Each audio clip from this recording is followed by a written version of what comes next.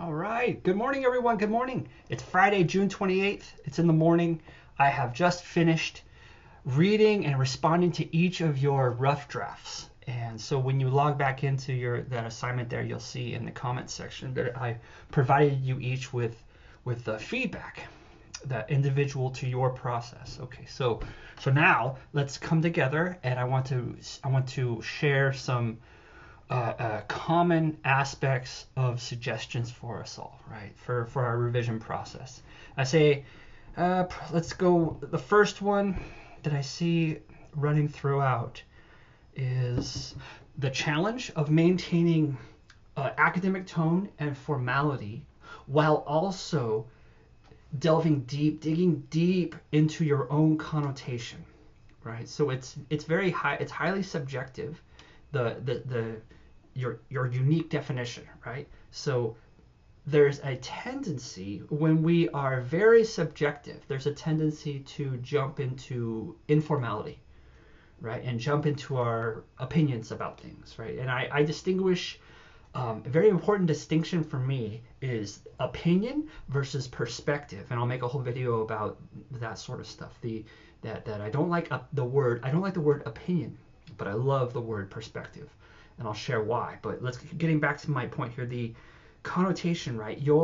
It is the living relationship to language. So that which has already been written, denotation, encyclopedias, dictionaries, existing authority, right?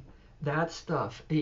So when you deliver your unique definition, you want it to be very specific to your connotation, and that reaches into the nature of feeling versus logic, or emotion, versus reason.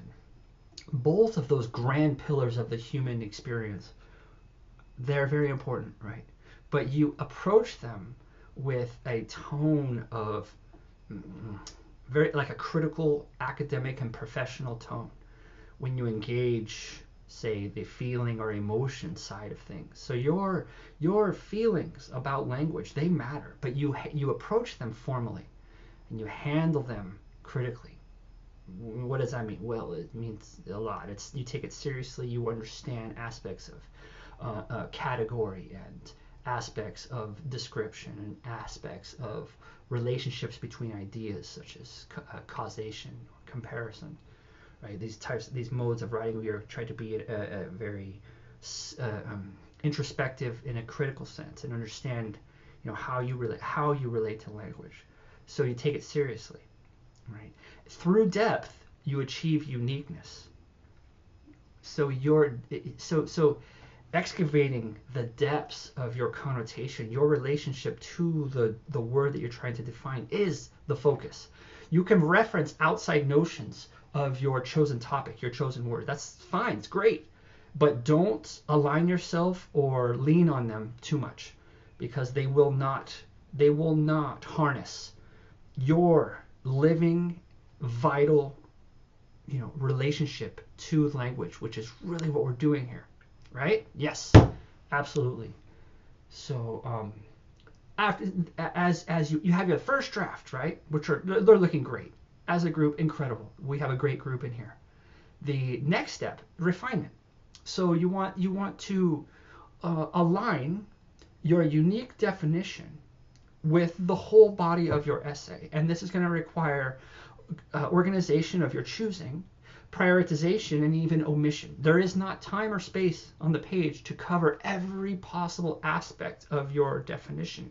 You have to really prioritize and zoom in to the aspects, the branches or the elements of your definition that you want to be, essential, right? Yes. So you need to prioritize and understand that we want to prioritize. We emphasize depth over breadth, right? Rather than trying to say everything about our word, you want to isolate, right, and delineate aspects or branches and attend to each one completely.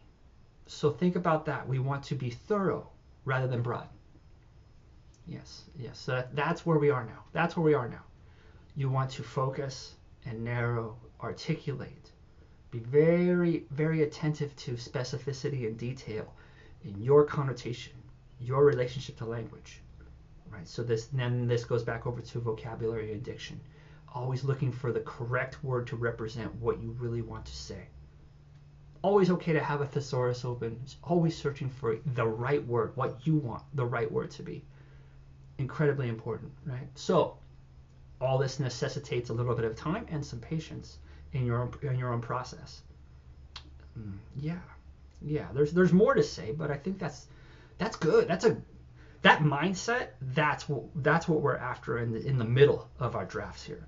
So I will open up now the link to submit your final drafts, and we'll make that the due date on Tuesday. So you have 5 days, whatever, for the revision process, and then we're gonna have a quick turnaround in between essay 1 and 2 because this 8-week schedule is hard. I didn't want to overburden us a weekend trying to do all these assignments, so we're lagging a little bit according to the 8-week schedule. So we'll have a quick turnaround for just a little bit, and so I'm going to open up the prompt so you can see essay 2 and start to think about that a little bit. It's nothing to stress on. No, these early essays are shorter and smaller, so which that helps us a little bit. So yes, doing great work. Message me if you have any questions, okay? And more to come. Have a wonderful Friday, everyone. Talk soon.